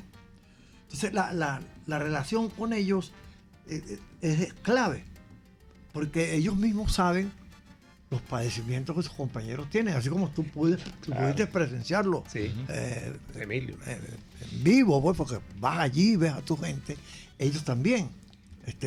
De modo que ese tema de la tercera edad, de los jubilados y pensionados, es un tema central en Venezuela, en cuanto a salud y en cuanto a otros países. Y otra cosa muy grave, que yo tengo muchos años asesorando, haciendo auditorías médicas a compañías de seguro. Ajá. Y tú dices, pero bueno, ¿por qué una compañía de seguro después de los 60 años no acepta aunque se afilie un paciente? Si es cuando más lo necesita. Y te lo rechazan de plano. O sea, a ellos no les interesa sino la persona que no está enferma. Aseguran a los sanos. A los sanos. Entonces, como te digo, una población de 4%. Lo que aseguran es la cotización. Claro, una población de 4% en un volumen de 30 millones, ¿cuánto es? Bastante. Sí, señor. Y eso es una población que ha dado su vida por tu país o su vida por su familia, y ahora tú lo vas a abandonar, lo vas a tirar a un cajón para que quede ahí completamente desahuciado. Sí. Y ahí hay una paradoja, doctor, porque con el pasar del tiempo la modernidad ha ayudado a que la gente tenga mayor edad, mayor promedio de edad. La gente moría a los 45 años, 50 años, por eso mismo, por las enfermedades, porque no eran tratadas. Bolívar murió a los 50 años, ¿no? Porque no eran tratadas, no había los medicamentos adecuados. Bueno, eso fue mejorando hasta que tenemos una población que llega a los 80, 85 años con facilidad. Aquí hay ejemplos de eso. Sí, en vivo. En vivo. y activos y con todavía condiciones hasta de trabajo. Bueno, pero entonces estamos retrocediendo. Yo cada vez que me llama un amigo me da miedo. Coño, se murió fulano. Pero coño, ¿cómo se murió? Por eso mismo, por falta de atención, por falta de medicamentos, porque la gente tiene que dejar de tomar la pastilla de la tensión, la pastilla del azúcar, y lamentablemente cuando uno llega a esta edad necesita más medicamentos. Claro. Entonces, eso está haciéndonos retroceder. Entonces ahora tenemos una población, como dice Padilla, de más de 5 millones de venezolanos, que están si se quiere, en la indigencia médica. La indigencia médica, pues ir ni a un hospital. Claro. Entonces tú dices, bueno, ¿cómo atendemos esto? La solidaridad es una buena herramienta. Pero claro, no es suficiente. La buena voluntad. Sí. Uno puede, un granito de arena en un gran No, y no es gran cosa. Mira, ¿quién puede ser solidario? El que tiene con qué. Exacto. Es decir, tiene el corazón, pero tiene cómo. Exacto. Ahora, ustedes son servidores, son profesionales que necesitan cobrar, y los equipos para mantenerse necesitan recursos. Una fuente importante de eso procede seguramente de las remesas que envían los familiares a sus mayores en Venezuela.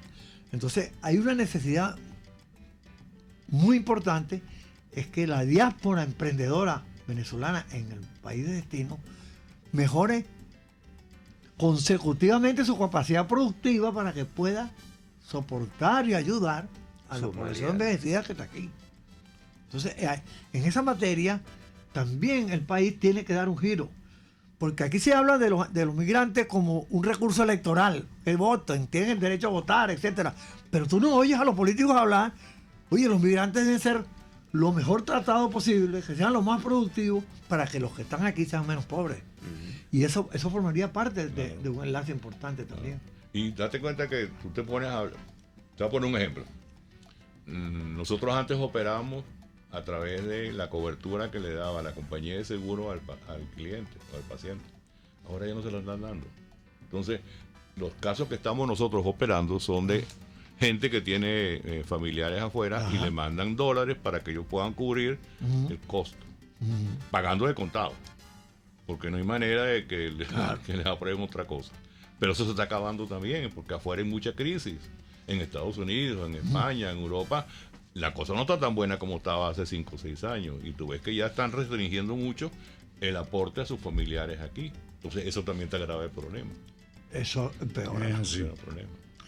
Bueno, y lo otro es, claro, digamos, pugnar porque se modifiquen las políticas públicas hacia el sector de la salud, en materia de salud. Venezuela, por cierto, tenía un sistema de salud envidiable en muchos años.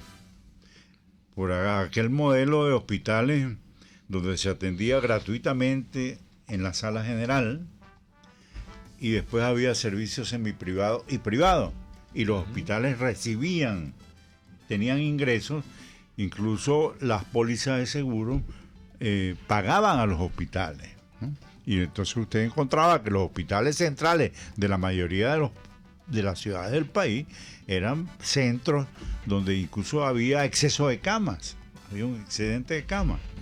Entonces, bueno, ¿cuánto de eso? Y además el seguro social funcionaba para los trabajadores y el IPASME para los educadores y una especie de subsistema, pero todo eso se desmontó abriéndolo y confundiendo una cosa con otro. El populismo, pues la mentalidad populista, digamos, abrió todo eso y desdibujó tanto el seguro social como el seguro del IPASME. Yo tenía un compañero que me decía, el seguro es muy social, pero no es seguro. No, imagínate y todas estas cosas que trataron de sustituir esas instituciones. Ahora, ¿cómo reconstruir algo de eso?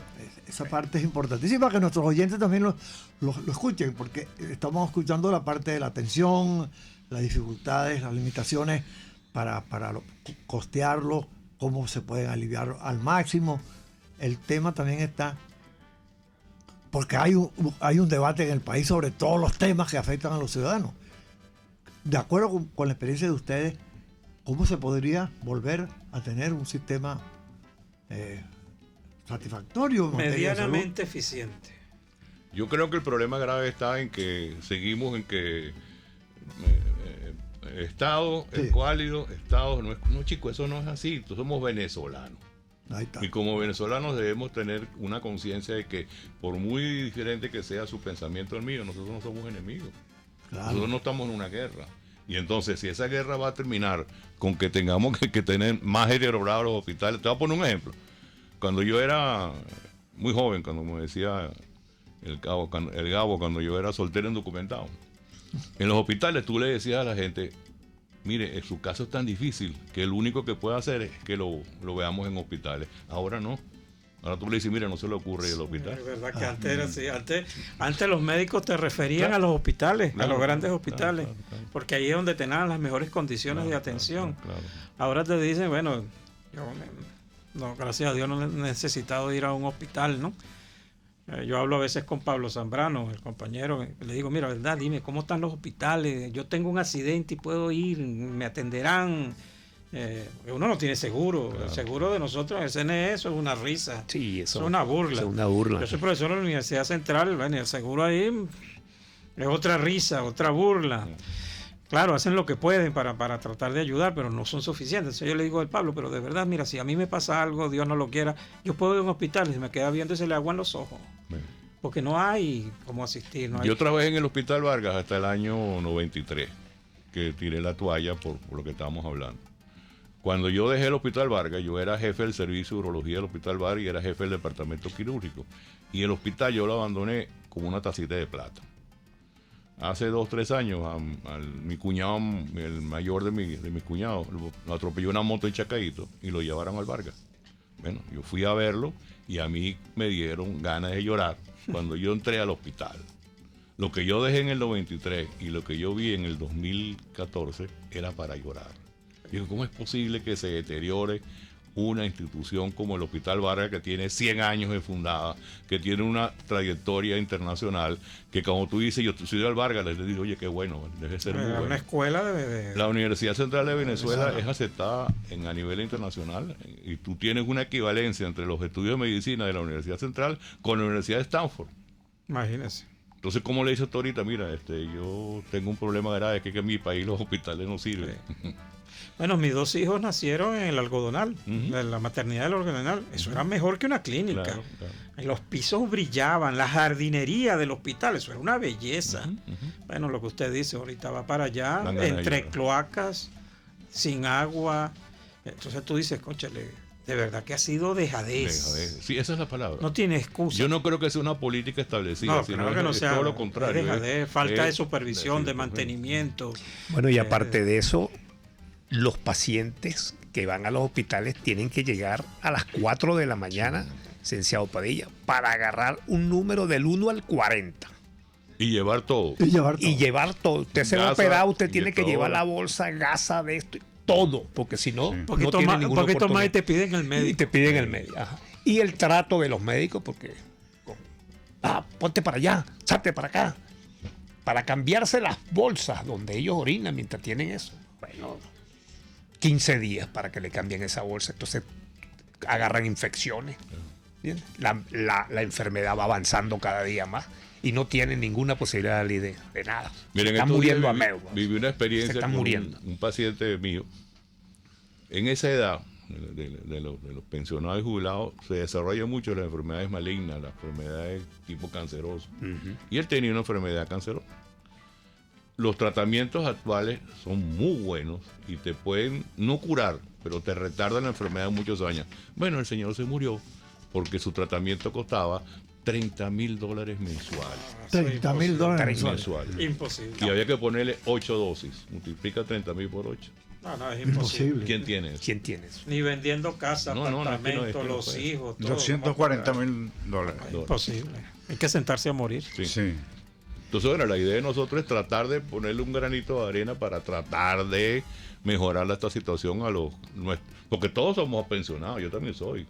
Y muchos de nosotros ya estamos recibiendo la misma pensión que reciben los demás. Pero bueno, tenemos la suerte que a través de los años hemos logrado levantar un capital humano y hemos logrado, aunque nos cuesta mucho mantenerlo, pero tenemos buenos consultorios, buenos aparatos, buenos equipos, muy buen personal la humano. Medicina privada aquí está muy bien vista a nivel internacional, las clínicas, eso. El problema es el costo. Entonces, bueno, si esta idea que hemos estado desarrollando se aceptara a nivel nacional, yo creo que mejoraríamos por lo menos un poquito. Un tranco largo. Sí. Porque fíjate, exactamente, bueno, el tema es complejísimo.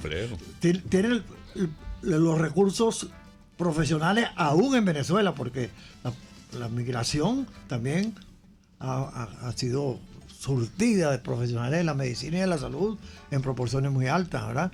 Pero tenemos eso que ustedes cuentan, nos está dando un dato importante. Aquí tenemos con qué todavía, y también tenemos instituciones clínicas que podrían prestar servicios, de manera que no estamos hablando de una cosa de futuro, hay algo que en el presente podemos hacer. Creo que tenemos que ir a los compromisos comerciales, si entendí bien.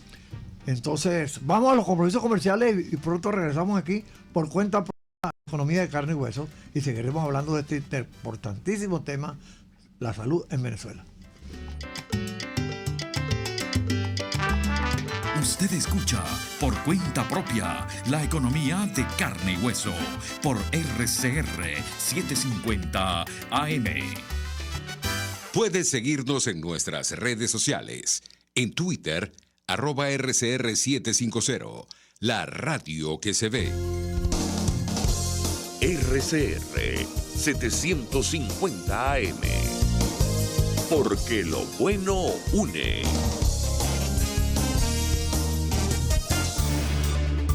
Voz de América. Información precisa, completa, veraz, objetiva e independiente. Directo a tu pantalla. De lunes a viernes a las 2 de la tarde por RCR 750. Hola, les saluda Alfredo Yuncosa y los invito a acompañarnos a Con Seguridad Radio, el programa pensado en la seguridad de los ciudadanos y las organizaciones. Con Seguridad Radio. Todos los sábados a las 12:30 de la tarde. Por RCR.tv, la radio que se ve. Ellos sí que no saben nada. Y así nos va. El espacio donde se tocan los temas más candentes de interés político y nacional. Y así nos va. En este programa, la picardía y el humor inteligente son los protagonistas. Pura cabilla. Lara y Hernández descosen y revelan los secretos más oscuros del acontecer político. Y así nos va. De lunes a viernes a las 4 de la tarde. Por RCR 750 AM. Queridos astroyentes, nuestro programa Guía Astrológica ha cambiado de horario. Todos los sábados de 2 a 3 de la tarde, Guía Astrológica. Solo por RCR y RCR.tv, la radio que se ve.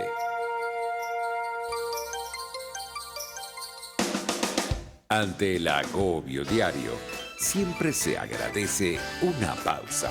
De lunes a viernes, Verónica Oliveros te trae un cafecito para el alma en Sin Estrés, la revista radial de Radio Caracas Radio, con música, cultura, salud, emprendimiento, terapia, astrología y más. Cada tarde a las 3 nos ponemos en modo Sin Estrés por RCR, la radio que se ve. Todo lo que debe saber un emprendedor en Por Cuenta Propia, la economía de carne y hueso. Seguimos por cuenta propia la economía de carne y hueso. Aquí estamos hablando con unos especialistas en salud. Nos están dando una lección importantísima de lo que pudiéramos hacer aún dentro de la precariedad de los servicios en Venezuela, contando con el apoyo del sector privado y la relación con, sobre todo, la gente de la tercera edad para las enfermedades de mayor presencia en estos niveles pues, de vida. Y yo quería introducir un tema, no para polemizar, pero no ha habido la intención de deteriorar la salud, pero hubo la intención de cubanizar servicios con una relación política, ideológica, digamos así. Se crean los CDI y se trajeron los médicos cubanos a un país que había formado tantos médicos. ¿Cuál es la realidad hoy en día de esos servicios que se importaron desde Cuba, tanto en personal como en módulos? Bueno, yo no tengo muy poca experiencia porque tengo poco contacto con ellos. Lo que tengo son los contactos de los médicos que se están formando a raíz de lo famoso medicina integral. No son malos, pero hace falta un poquito más de estudio. Bueno, los médicos que se están graduando tienen toda la intención de trabajar bien, pero le pasa lo mismo que te estamos contando. Yo trabajo bien, pero necesito un electrocardiograma, no hay. Necesito una radiografía, no hay. Necesito una tomografía, no hay. Entonces caemos en lo mismo. Mira, una vez, hace muchos años, que yo estaba en la Sociedad Venezolana de Neurología, nosotros le planteamos al Estado, hace más o menos unos 10, 15 años, oye, ¿por qué los estados no adquieren todos los centros hospitalarios privados del país? Y entonces los médicos que están ahí van a ser médicos pagados por el Estado. No van a ser médicos accionistas de la compañía, porque eso deteriora el servicio, porque entonces el médico que es accionista de una clínica donde tiene que pagar $150,000 por ser accionista, ese médico no va a trabajar bien.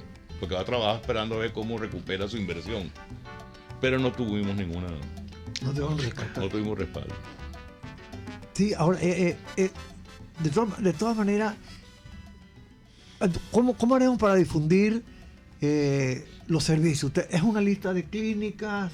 ¿Son varios centros de atención? Especialidades. Bueno. No, nosotros estamos comenzando. Denos más detalles sobre todo a los oyentes. Nosotros sobre estamos esto. comenzando y contactamos, yo por lo menos en particular, a las asociaciones de jubilados. ¿Me entiendes? A las asociaciones de jubilados. En este caso comenzamos con los jubilados del CNE, estoy comentando. Ahora voy a hacer mi lista. Creo que hay bastantes asociaciones de jubilados que yo puedo contactarle y puedo proponerle nuestro plan, pues, nuestro emprendimiento. En eso estamos ahorita. Estamos comenzando. Sí. Nosotros no podemos resolver el problema de salud del país, pero sí podemos, este grupo de jubilados, de casi el 4% que está del nivel nacional, por lo menos hacerle la vida un poquito más sencilla. Ayudarlo. Todos sabemos que después de los 50 años comienza la próstata hecha broma. Y ¿Automáticamente? Desgraciadamente sí. Sí. Allá vamos todos. Después de los 50 años pasan dos cosas. Por impacto calendario. Después de los 50 años pasan dos cosas. O la próstata se atrofia y no pasa nada. O crece. El momento que crece te puede crecer hacia el lado maligno. Afortunadamente la menor cantidad va ahí y la mayor cantidad va al lado benigno. Pero todos producen síntomas. Y los síntomas son la dificultad para vaciar tu vejiga. Y eso angustia mucho. Ustedes saben lo desagradable que es tener que vaciar la vejiga y no tener dónde hacerlo. Eso es uno de los dolores más difíciles de resolver. Entonces, ¿qué tratamos nosotros de hacer con este grupo de pacientes? Tratar de ayudarlos a que su vida, que desgraciadamente no va a poder cambiarse porque sigue creciendo la próstata, se le haga mejor. No podemos decir que nosotros vamos a resolver el problema de asistencia médica del país, pero podemos resolverle un poquito la angustia del paciente que se trancó la orina, que tiene una infección urinaria, que tiene cálculo en el riñón, porque aquí se produce un fenómeno importante. O el cálculo produce infección o la infección produce cálculo. Ahí no se puede saber qué fue primero, si el gallo, la gallina el cálculo, o el riñón o el riñón. Pero vamos para allá todo. Segundo problema, ese que yo dije, aunque es el menor caso, pero son los problemas de cáncer de próstata. Ese sí ahí es mucho más grave porque aunque el problema de la próstata en cancerosa es lento, pero es agresivo. Es decir, tú no lo controlas. Hay desde unos el de ellos principio. dicen que es el cáncer bobo, el cáncer de ¿Por qué bobo? próstata. No sé, he oído esa... No, lo que pasa es que es un cáncer que se desarrolla Más lentamente. muy lentamente y pasa muchos años. Si tú tomas un paciente, ¿qué le recomendamos a nosotros a nuestros pacientes? Mire, señor, después de los 50 años, contrólese la próstata una vez al año. Porque tú puedes saber en ese control cómo se está comportando la próstata. Si va a ser atrófica o va a ser crecida, que va a haber un crecimiento que puede ir al lado maligno o benigno. Si tú agarras a ese paciente con un crecimiento maligno en esa edad, tú lo puedes llevar. Yo tengo pacientes que yo los vi los vi a los 50 años y tienen ahorita 80 y también con tratamiento, por supuesto. No es que están bien porque se quedaron así. Entonces, eso es lo que nosotros estamos tratando de hacer, tratar de darle un granito de agua al que está sediento. ¿Sí? No, y No, también me parece concientizarlo, concientizarlo Ok. de que tienen que a los 50 años ya hacer su primer tacto rectal. ¿Sí? Porque de ahí que se va a prevenir todo ese tipo de enfermedades de la próstata, o la prostatitis, las infecciones urinarias. Eso es para ahí donde no me estoy moviendo yo, porque yo los veo que ese es su ahorita problema. están solo en cuestiones de, o hay otras especialidades, otras. Emilio, como él es paciente mío también, comenzamos a hablar de esto. Sí. Y viendo la situación, como dice él, que desgraciadamente la edad nos lleva hasta allá, vamos a trabajar. La segunda causa de muerte por cáncer en Venezuela es cáncer de próstata. La primera es el seno. No, el corazón. El corazón. Los pulmones, el cáncer. Cáncer pulmonar. de cáncer. Es la pulmonar. primera. La primera. Antes era el CA de estómago, pero los estudios lo han paralizado un poquito y el broncogénico, porque desgraciadamente el venezolano sigue fumando. Y cada día fuma más. Y la contaminación ambiental también. Sí, eso ayuda. Eso para hacer 8 programas sobre eso. Entonces, bueno, vamos a tratar de concientizarlo y esa concientización consiste también en que lo podemos ayudar económicamente. Nosotros estamos haciendo un programa donde les podemos descontar el 50% del valor de la consulta. Ya eso es menos oneroso, y en vez de pagar $100 me vas a pagar 40. Entonces, ya eso hace que por lo menos tengas un concepto de que tienes que ir y que no te duele tanto. Sí, que no sea impagable. Y ojalá esta idea no la siga otro grupo de gente. Exactamente, quería hablar sobre eso. Estamos hablando, yo retomo el tema del mercado. Del mercado. No se trata de la voracidad de la ganancia de los médicos, se trata de una prestación de servicio que requiere personal, que requiere equipos, que requiere gestión. Entonces, entre ese mercado, que son los 5 millones y tantos de jubilados, que es el mercado máximo, digamos, habrá porciones que podrían ser conquistadas para este servicio privado de bajo costo. La intermediación para ese mercado tiene que ser personal activo que se vincula de manera natural con el mercado.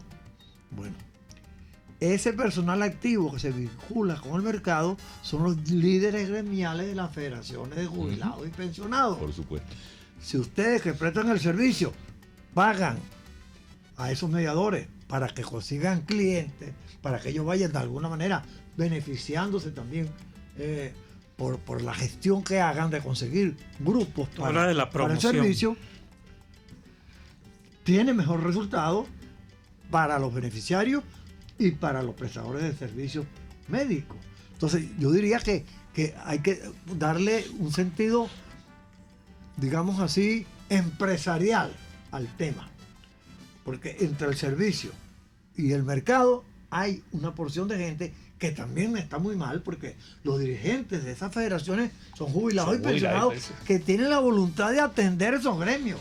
Es una cosa insólita. Yo les puedo decir que Emilio Lozada, Omar Vázquez Lagonel, una cantidad de amigos nuestros que son unas personas que cobran exactamente lo mismo que cobran sus compañeros. El Chino Cano, que cobran los mismos que sus compañeros, están dedicados a la vida gremial mañana, tarde y noche. Son los que encabezan las marchas esas por la protesta de los pensionados y jubilados. Son los que hacen programas de radio con esfuerzo sin recibir beneficios de ningún tipo. Es decir, hay un capital gremial que al servicio de sus afiliados y a favor de los prestadores de este servicio debe ser tomado en cuenta. Es una sugerencia que podemos nosotros, por nuestra relación natural, ponerlos en contacto, porque eso podría ser un gran éxito para todos. Creo yo, Gerardo, no sé cómo tú ves. Sí, cómo no, yo creo que sí. Emilio, que está encargado de las relaciones muy importante, con la edad, Sí, que debería articular ponerse de acuerdo con estos líderes, y yo creo que van a recibir con muy buena alegría pues esa noticia, esa información, porque es un requerimiento evidente. Ahora, claro, entiendo que están comenzando. Sí, claro. Una semana en eso. Dibujo libre, por lo que digo, ¿no? Y es con primero los jubilados del CNE, porque es lo que más... Ahí está Pedrito Valladares. Ahí comenzamos, Pedrito. Ahí está Pedro Valladares, ¿no? Sí, cómo no, sí. Bueno, y una vez que se implante, digamos, la célula buena, entonces, bueno, a partir de allí se puede ir confeccionando, pues... Y fíjate que todo esto comenzó no por CNE, sino porque nuestro amigo aquí es jugador de softball. Él maneja a los jubilados que juegan softball. Y por ahí comenzó la angustia. Comenzó las conversaciones, le dimos vuelta para aquí, para allá, y vamos a ver, vamos a tirar la piedra, ¿qué pasa con esto? Yo creo que sí, que esta piedra puede ir rodando. Sí, va. Y ojalá sea tomado en cuenta. Nosotros no tenemos ninguna ambición en hacernos millonarios, porque no vale la pena ahorita en este país, porque se pagan mucho impuestos. Pero sí queremos que nuestros amigos jubilados tengan una atención. Claro, y que la profesión de ustedes se ponga al servicio de los ciudadanos y reciban la retribución económica que necesitan, pues, como es natural. Pues. Pero te digo que verdaderamente es importantísimo. Yo lo voy a decir, en estos días, en confianza a nuestros oyentes, tuvimos una reunión con el Instituto de Estudios Parlamentarios Fermín Toro, que dirige Ramón Guillermo Veledo, con la Federación de Jubilados y Pensionados, porque hay una gran preocupación sobre la realidad de los pensionados y jubilados en Venezuela, que tiene que ver con estos temas que hemos tratado, pero también tiene que ver con la soledad no deseada, es decir, la que viven acá, que es una enfermedad psicológica, espiritual, etcétera. Tiene que ver con el desapego del Estado frente a esa población. Entonces, este es un tema. No es solamente un servicio médico puntual el que estamos hablando, sino un tema de una gran importancia para la población venezolana que está aquí en esas proporciones tan grandes, con tanto padecimiento. De manera que vale la pena de verdad hacer esfuerzo por esto. A mí no me cabe la menor duda que los sindicatos que están relacionados con estos asuntos, los gremios, deberían tener una conversación con ustedes para ver cómo se puede avanzar en esas cosas. Sí.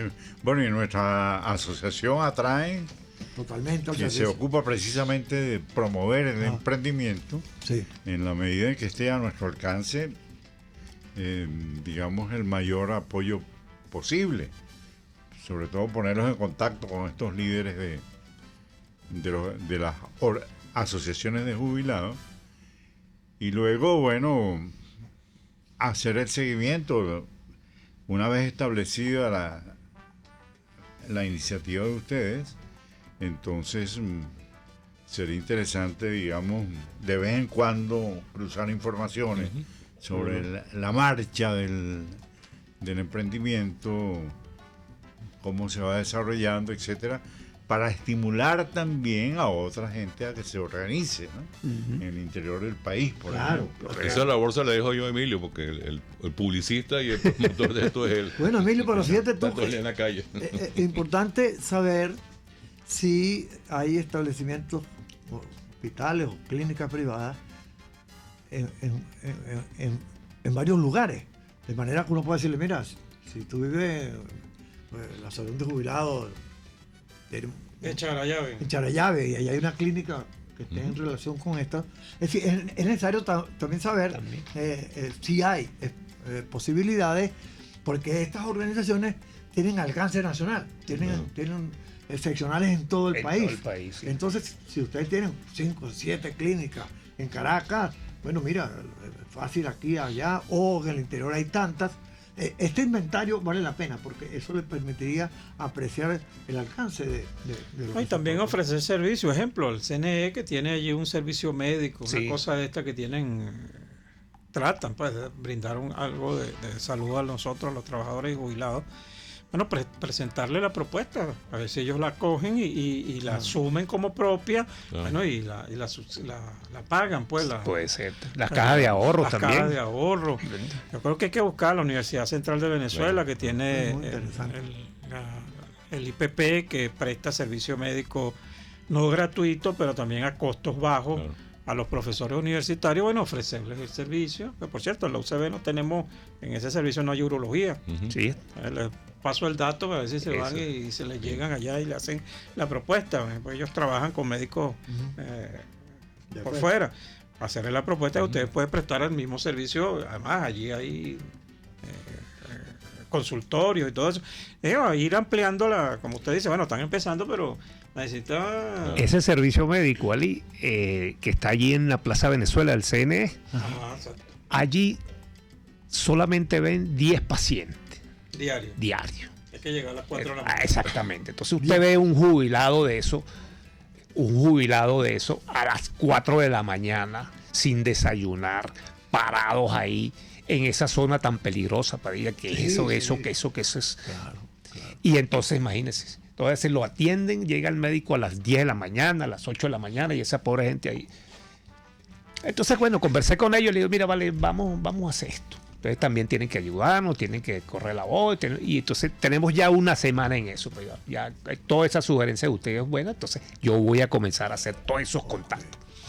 Mira, si el jubilado no estaba enfermo, ya cuando llega el médico algo tiene que tener.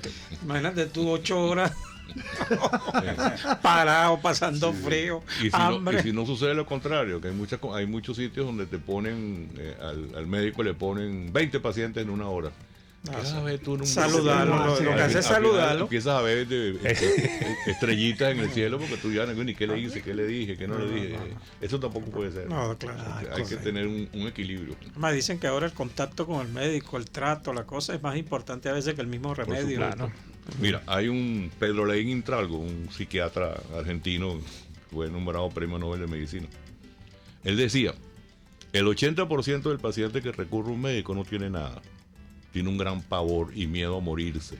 Tú lo que estás buscando es ayuda. Y esa ayuda se resuelve hablando nada más. Hablando. Sí. Hablando tú. El trato del tú paciente ayuda sí. mucho. Esa relación médico-paciente es fundamental. Ese es el temor que tiene la gente del urólogo. Porque le da pavor que le hagan el tacto rectal. Entonces dice, no, yo no. Entonces la gente está enferma. El miedo no es que se lo haga, el miedo es que le guste. No, bueno. El amor es libre. La libertad. El amor es libre. Ahora, mire. Pero, ¿sabes qué? Se dice mucho, por ejemplo, que a diferencia de la medicina en Estados Unidos y otros países, Inglaterra incluso, el contacto con el médico es muy alejado en esos países. Muy frío. Es muy frío. Pero lo critican mucho en Chile. Y una ventaja de Venezuela. Claro. Y que el médico venezolano además tiene mucha clínica, que llaman. La diferencia entre la medicina que nosotros nos enseñaron aquí, en nuestra universidad y en nuestros hospitales, es que es muy humanista. Y esa es de la escuela europea. En cambio, la escuela anglosajona es netamente instrumentalista. Ellos ven radiografía. Es más, hay muchos pacientes que tú le preguntas, no, yo estuve en el hospital Anderson de Houston. ¿Y qué le dijeron? No me dijeron nada, me hicieron todo y al final me dijeron, no, está bien, váyase. Sí, no sé, yo le digo, ¿qué hiciste? Ahora, mira, vamos a lo siguiente, porque como nos estamos acercando al final del programa. Pasó el tiempo. Porque el tema es maravilloso, además. Vamos a reiterar redes y teléfonos para quienes no hayan escuchado. ¿Cuáles serían? Ok, serían por lo menos el doctor Eloy. Doctor Eloy. Su teléfono, doctor, que no. 0414. Sí. 235. 8982. 82. Ese es mi teléfono. El doctor Eloy. Y el mío, Emilio Vázquez, es 04141. Ya, doctor Emilio Vázquez. Ya. Yo estoy anotándolo aquí también para 04141 29 24 63 29 24 63. Voy a repetirlo. El doctor Eloy González, su teléfono es el 0414-235-8982. El doctor Emilio Vázquez, 0414-129-2463. Por allí pueden contactarlo. ¿Y las redes sociales no tienen? ¿Tienes una Facebook? A un correo electrónico es emiliovázquez@hotmail.com. Correo electrónico. Emilio Vázquez @hotmail.com. Y el doctor. El mío un segundo, ya. Emilio Vázquez @gmail.com. Hotmail. Dijiste. Hotmail.com. Hotmail. Ok. Y el doctor Eloy. El mío es Elo J. Gona. Elo J. Gona. J. Gona. Eloy Jesús González. Ok, Gona. @gmail.com. Gona, ¿no? Sí, Gona. De González. @gmail.com. Bueno, ahora tienen que buscarse un experto en redes sociales para que les monte el Instagram, las cosas, sumamente importante. la promoción ahorita que, la modernidad. Nosotros le damos la información que seguro podemos conseguir de las diversas asociaciones de jubilados, de muchas de ellas, y ustedes se comunican con ellos y esta propuesta coge fuerza. Coge esfuerzo porque es una realidad. Es una realidad. Una necesidad cotidiana de toda la gente de la tercera edad tener estos servicios. Y gozar de ellos de manera accesible y bien atendido. Y justamente en este momento esa Federación de Jubilados y Pensionados está en esa materia, en ver cómo conseguir el apoyo solidario que más se pueda lograr. Maravilloso. Bueno, Gerardo, ya vamos acercándonos al final. ¿Cuál es tu resumen para nuestros oyentes para despedir el programa? Tiene que ser resumen, Ali. Sí, claro, resumen es resumen. Bueno, apreciados oyentes, bueno, estamos llegando ya al final de nuestro programa por cuenta propia, la economía de carne y hueso. Ha sido pues un placer estar con ustedes, brindarle esta información, compartir algunos criterios sobre la situación del país. Bueno, y espero que estén bien y gocen de buena salud. Sí, bueno, usted dijo, bueno, yo no sé si Román Ibarra volverá a... No, creo que Román no anda por ahí. Pareciera que no, pero como el programa generalmente se despide unos 5 minutos antes de la hora, por eso aprovechaba para insistirle con el tema de las redes, la valoración que tenemos de la conversación que hemos tenido, porque es de muchísima importancia lo que ustedes están... El tema de salud es prioridad en nuestro país, es crucial. Claro. Si no hay salud, no hay nada, Bueno, en lo absoluto. y la tercera edad como población desatendida. Hay que atenderla. Bueno, y también el cáncer de mama, el tema en las mujeres. La enfermedad, todo. Tremendamente. Claro, lo que pasa es que el cáncer de mama parece que ha tenido mayor difusión, mayor Porque atención. se está estudiando mucho más temprano. La paciente se toca una cosita y se ya sale corriendo. Por eso ha habido más promoción. El hombre no. Es más fácil. El hombre va al médico, urólogo, Y como cuando también ya tiene los síntomas. es más tardío también, porque la mujer ya... Sí, pero en ambos casos tenemos proporción. ¿El Román está aquí o no está? Bueno, entonces ya nos vamos. Perdón. ¿Román? Ya. No, que no va. Román no está. Bueno, apreciados lectores. Bueno, terminamos. Entonces el programa Vale, ya lo habíamos prácticamente anunciado. El programa llegó a su final. Los amigos tienen que irse, nosotros también. Román, que se está haciendo el examen ahorita en Estados Unidos. Pero es que no estoy escuchado. Por eso que no. Es paciente. Bueno, un abrazo a todos. Gracias. Bueno, muchas gracias por todo y esperamos a ver. Gracias por todo. A él informado.